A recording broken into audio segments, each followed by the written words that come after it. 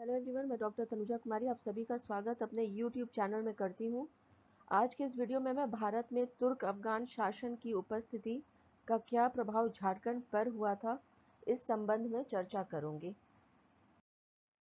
झारखंड के संदर्भ में जब हम तुर्क अफगान के शासन का अध्ययन करते हैं तब हम यह देखते हैं कि बख्तियार खिलजी के द्वारा पूर्वी भारत पर अपने अभियान के दौरान बिहार और बंगाल पर आक्रमण किया गया था। इसी क्रम में उसका झारखंड में प्रवेश हुआ था। उसने झारखंड में प्रवेश करते हुए बंगाल के सेन वंश के शासक लक्ष्मण सेन की राजधानी नदिया पर आक्रमण किया था। कुतुबुद्दीन ऐबक के द्वारा जब दिल्ली सल्तनत की स्थापना की गई थी तो उस समय गुलाम वंश के प्रमुख शासक इल्तुतमिश और बलबन ने झारखंड क्षेत्र में अपने विजय अभियान को लेकर प्रयास किया था। उस समय छोटानागपुर खास के नागवंशी शासक हरिकर्ण ने उसके अभियान को विफल कर दिया था। कुछ विद्वानों और इतिहासकारों का विचार है कि छोटानागपुर के जनजातीय क्षेत्रों के लिए झारखंड शब्द का प्रयोग पहली बार इसी समय हुआ था। झारखंड शब्द का पहली बार प्रयोग 13वीं शताब्दी के ताम्रपत्र में किया गया है। अब आगे मैं विस्तार से तुर्क अफगान काल में झारखंड की स्थिति पर चर्चा करूंगी। तुर्क अफगान काल में झारखंड की स्थिति के अध्ययन के लिए हम इस ऐतिहासिक अवधि को निम्न भागों में बांटकर अध्ययन करेंगे। गुलाम वंश में झारखंड की स्थिति के विषय में यदि बात की जाए तो हम देखते हैं कि इस काल में गुलाम वंश के शासक कुतुबुद्दीन ऐबक के सेनापति बख्तियार खिलजी के द्वारा 1206 ईस्वी में झारखंड में प्रवेश किया गया था, क्योंकि उस समय झारखंड से होकर बंगाल तक पहुंचने का मार्ग गुजरता था। यदि झारखंड के संदर्भ में गुलाम वंश के काल को देखें तब हम देखते हैं कि गुलाम वंश के शासक इल्तुतमिश और बलबन का प्रभाव झारखंड पर नहीं हुआ था, क्योंकि यहाँ नागवंशी शासक हरिकर्ण के द्वारा अपना शासन कुशलता के साथ चलाया जा रहा था। कुछ इतिहासकारों का यह विचार है कि इल्तुतमिश और बलबन के द्वारा झारखंड में हस्तक्षेप का प्रयास किया गया था, जिसे छोटानागपुर के नागवंशी शासक हरिकर्ण ने विफल कर दिया था। गुलाम वंश के समय झारखंड में नागवंशी राजाओं का शासन कायम रहा था। यदि उसके ऐतिहासिक काल के संदर्भ में विचार करें तो हम यह देखते हैं कि 1206 से 1234 ईस्वी तक हरिकर्ण राय, 1235 से 1276 ईस्वी तक शिवकर्ण राय तथा 1277 से 1299 ईस्वी तक फेनुकर्ण राय का शासन रहा था। 13वीं शताब्दी के एक ताम्रपत्र से इस बात का उल्लेख मिलता है कि इस काल में ही झारखंड एक स्पष्ट और पृथक भूखंड के रूप में संगठित हुआ था। जब कुतुबुद्दीन ऐबक के सेनापति बख्तियार खिलजी ने दक्षिण बिहार पर आक्रमण किया था तथा नालंदा, उदंतीपुर और विक्रमशिला विश्वविद्यालय को नष्ट कर दिया था, तो बड़े संख्या में हिंदुओं ने अपनी रक्षा के लिए झारखंड में शरण ली थी और इस तरह झारखंड में नए मानव समूहों का आगमन हुआ था। कुछ इतिहासकारों का यह विचार है कि बख्तियार खिलजी की सेना के साथ ही उरांव रोहतासगढ़ से छोटा नागपुर में प्रवेश किए थे। आइए अब हम कॉम्पिटिटिव एग्जाम्स कॉर्नर में यह देखें कि प्रतियोगी परीक्षाओं में तुर्क अफगान काल में झारखंड की स्थिति के संदर्भ में कौन से प्रश्न पूछे जाते हैं।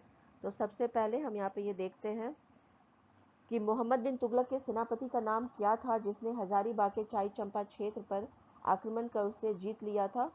तो इसका नाम जो है वो मलिक बया था। हजारीबाग के सदगांव क्षेत्र को किस शासक ने जीतकर अपनी राजधानी बनाई थी। तो यहाँ आपको याद रखना है कि ये फिरोज शाह तुगलक थे। उड़ीसा के किस शासक ने 1435 में संथाल परगना पर आक्रमण किया था। तो यहाँ पे आपको याद रखना है कि इनका नाम जो है वो कपिलेंद्र गजपति था। अलाउद्दीन खिलजी के शासनकाल में नागवंशी शासक फेनुकर्ण को टैक्स जमा करने के लिए किसने बाध्य किया था। तो ये हम देखते हैं कि ये मलिक कफूर थे।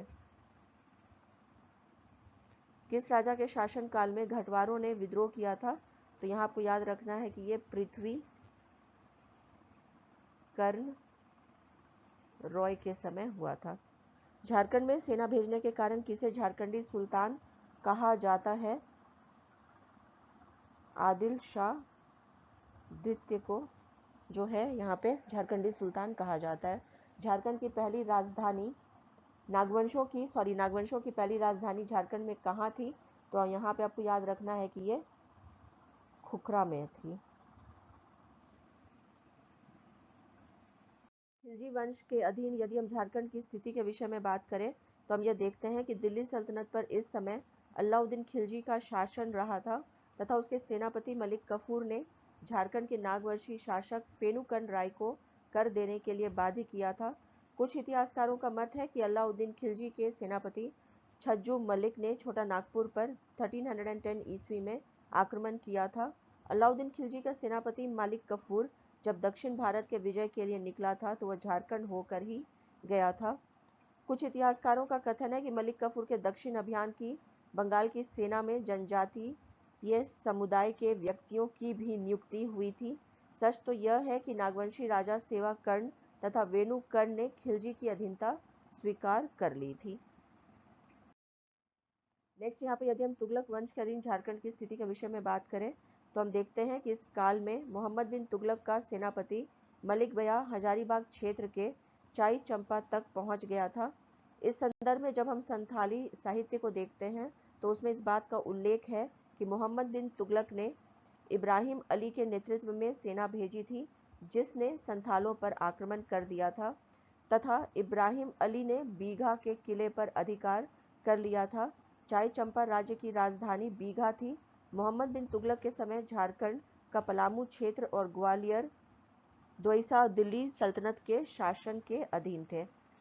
फिरोज शाह तुगलक ने बंगाल के शासक शमशुद्दीन इलियास शाह को हराकर हजारीबाग के सतगांव क्षेत्र के एक बड़े भूभाग पर अधिकार कर लिया था तथा यही नहीं, उसने अपनी राजधानी का निर्माण भी सतगांव में किया था।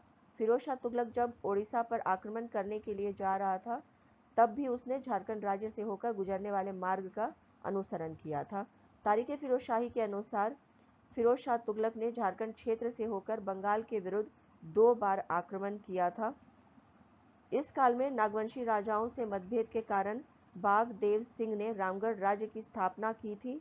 नागवंशी शासक शिवदास कंड राय का शासन उस समय झारखंड में रहा था, जिन्होंने 1401 ईस्वी में घाघरा में हाफामुनि मंदिर की स्थापना की थी तथा उसके द्वारा इस मंदिर में तत्कालीन राजगुरु मराठा ब्राह्मण सियानाथ देव से विष्णु की मूर्ति की प्राण प्रतिष्ठा करवाई गई थी।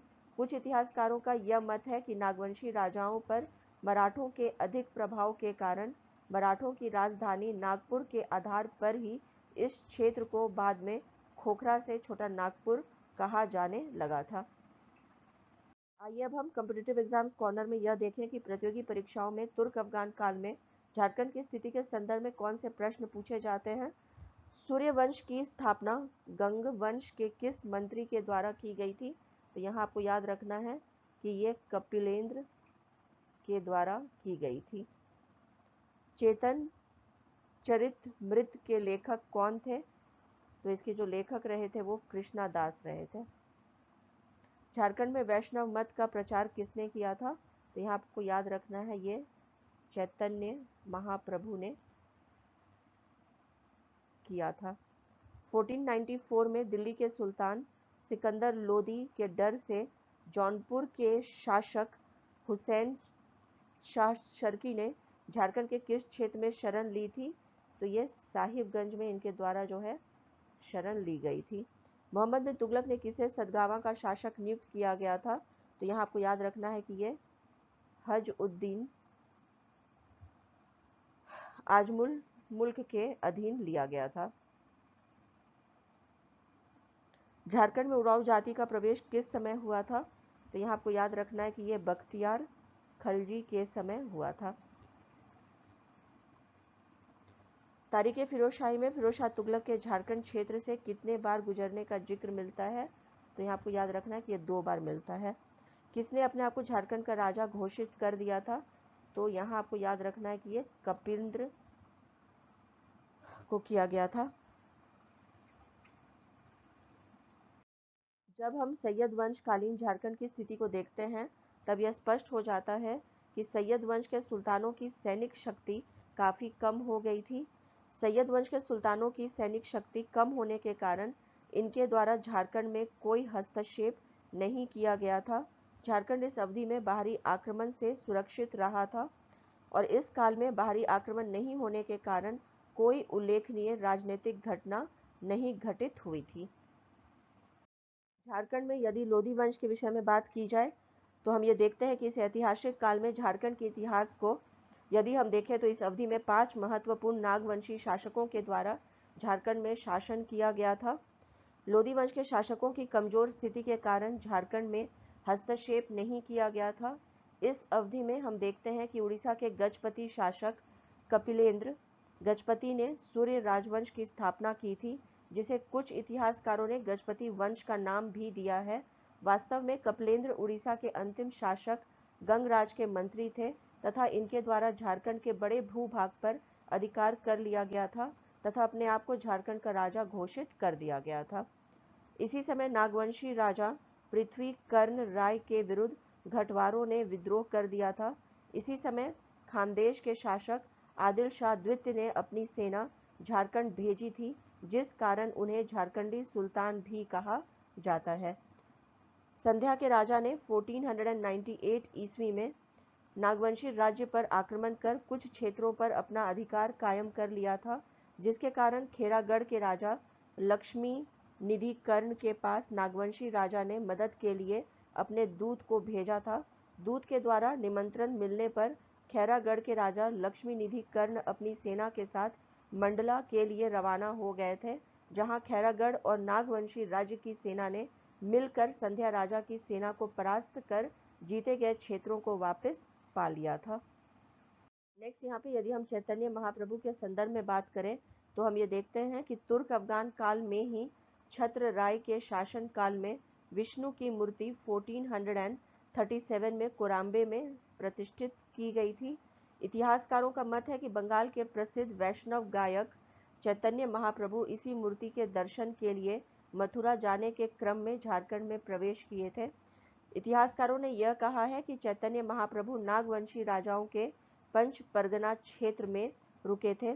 चैतन्य महाप्रभु ने अपने प्रवास के दौरान झारखंड की जनजातियों में वैष्णव मत का प्रचार प्रसार किया था तथा चैतन्य महाप्रभु से प्रभावित होकर जनजातियों में वैष्णव धर्म के प्रति आकर्षण बढ़ा था तथा मुंडा धर्म पर भी इस वैष्णव धर्म का प्रभाव दिखाई देने लगा था।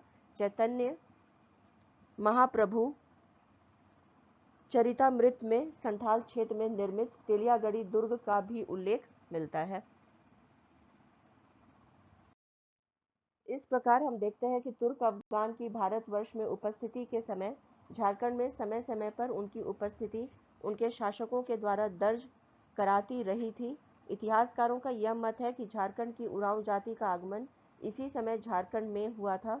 अगर हम सांस्कृतिक, धार्मिक और राजनीतिक संदर्भ में देखें तो तुर्क अफगान काल में झारखंड की स्थिति में बहुत अधिक परिवर्तन दिखाई नहीं देता है। इसी के साथ अपनी आज की इस चर्चा को यहीं पर विराम देती हूँ। Thank you. Stay connected.